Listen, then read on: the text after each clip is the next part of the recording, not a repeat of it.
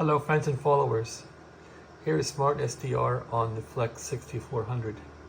So this video is about why you might want to use ALC, automatic level control. ALC is a feedback voltage which is negative. It goes from 0 to minus, and it is fed back from the linear amplifier to the transceiver to cut back the power on the transceiver. So on the Flex radio, you need to go to TX band settings, and I've simply clicked in hardware ALC on all the different bands that I transmit on, 160 through 10. And why did I do that? Well, if you tend to crank your transmitter power way up and you kind of forget about it, and you try and almost cook your solid state amplifier, because the solid state amplifier may not tolerate power over 50 watts or 40 watts, then the ALC may save your behind. It may save your ass, just because the amplifier will kick out a negative voltage of greater value for high SWR and for a very high wattage signal, and that would steer back to your exciter and cut down the exciter. So how does this work? Well, I've been fiddling around on 17 meters to make this go. And let's go back to 17 here. So now we have ALC set on all the bands, actually, on the Flex here. But again, if I go back to the settings for the Flex, if I can find them here. Settings, transmitter settings. You'll see I have hardware ALC set on all the different bands here, which is what I want. Okay, now the amplifier supplies that ALC feedback to the exciter. So here's an amplifier. This is a solid state ALS 1300. Here's the Flex 6400. So you want to have an ALC hardware cable, or ALC cable, heading back, and in this case, here's the ALC here into the Flex, and that ALC cable is out of the amplifier. If I can find it right here, it's the bottom cable. And so to make that work, the Flex radio will kick out the exciter entirely and disable it. So if your ALC value is too high, the Flex will simply quit transmitting on that band until you switch bands. It will not transmit any longer unless you will change bands. So that can be a problem. But at any rate, what does all this mean to you? Well, it means that the ALC will save you, maybe, if you have too much power or your feed line opens up and the SWR goes high. It may save your amp.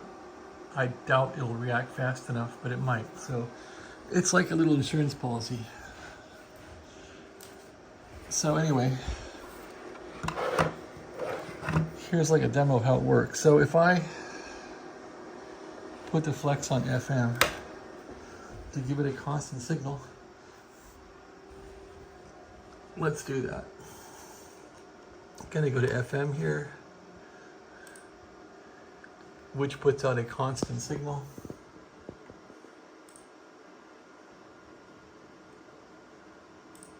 There's narrowband FM. Let's take the RF power. What do we got here? There's 30 watts of power into the Flex, or into the amplifier, 30 watts of power. So now when I key the mic, I'll be throwing 30 watts in of carrier, roughly.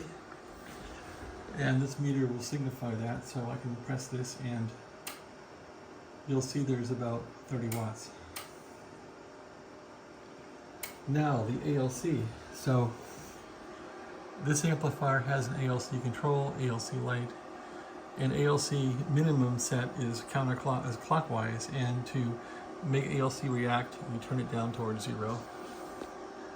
So in this case, set the meter to ALC, you can watch ALC action. There's no ALC action here, and I'm putting on about 500 watts. But if I increase the ALC here, you'll see it bite into the carrier of the transmitter, and the transmitter power will go down. That's how it's supposed to work. So here I'm going to decrease the ALC knob here, and you'll see the power will start mitigating down there. See that little bit going down, and the power in from the flex will mitigate down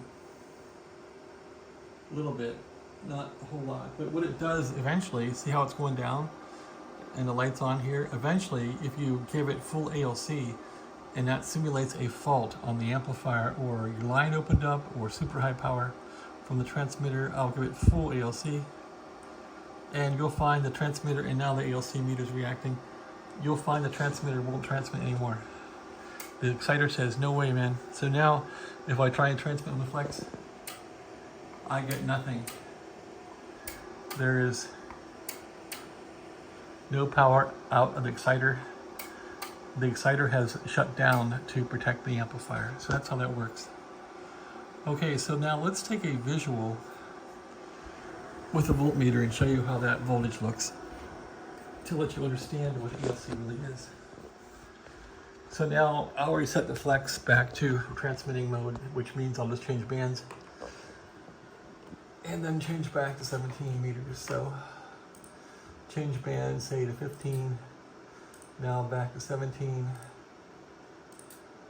and now the flex will transmit again. I've reset the exciter with the ALC fault on the flex.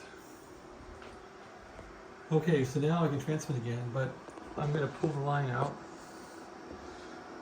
So I'll pull out the line on the flex here, the ALC line, and we're just going to connect up to it and look at the voltage and show you how you can do that to learn about ALC voltage. So put the meter on to a volt mode here, and this is always a minus voltage. So anyway, the positive lead here is a green wire, so we'll connect that to the tip of this jack, the tip of it, like that. The white wire is ground.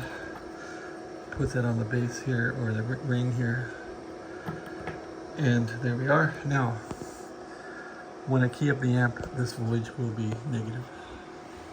Or key up the exciter. Watch this. Oh, it's a little negative. Not much. I thought I would get more out of it than that. Oh, okay, now, the reason why is this matters. So, you have to set this thing right.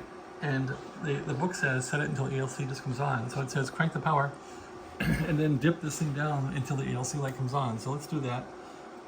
Crank the power, dip it down, there, ALC light's on.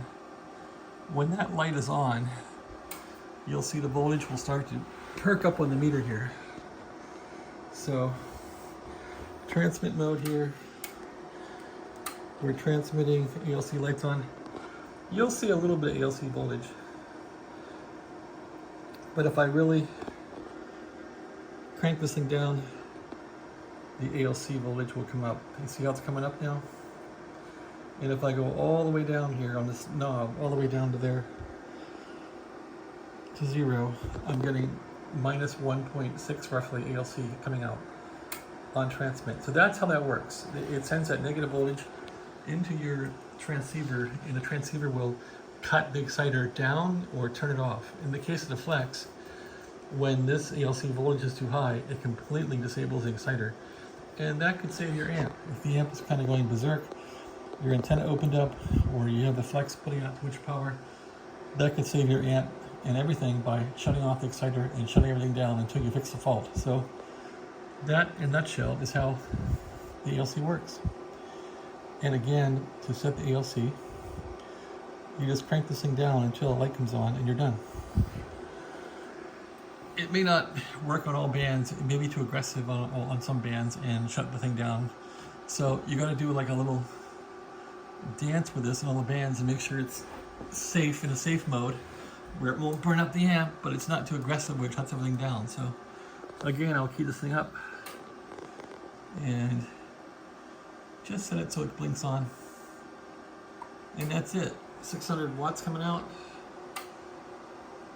ALC is on. Alright, well that's my little ALC lesson.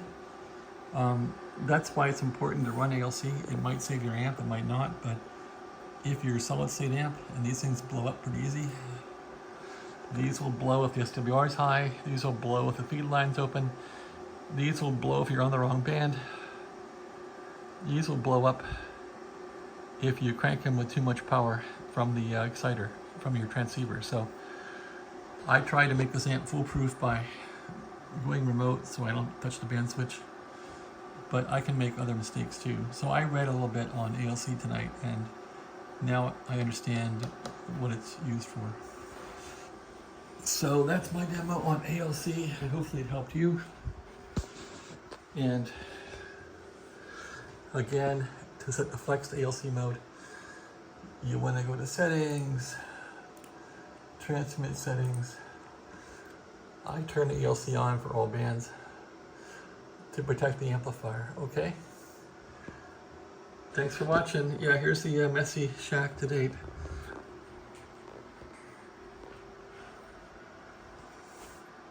Not much left in here. A lot of stuff's gone. I'm working on this 10-tech Omni. It needs a new driver chip for the relays and for the receiver front end. Chip blew up. Not sure why. Alright. Thanks for watching. Have a great day.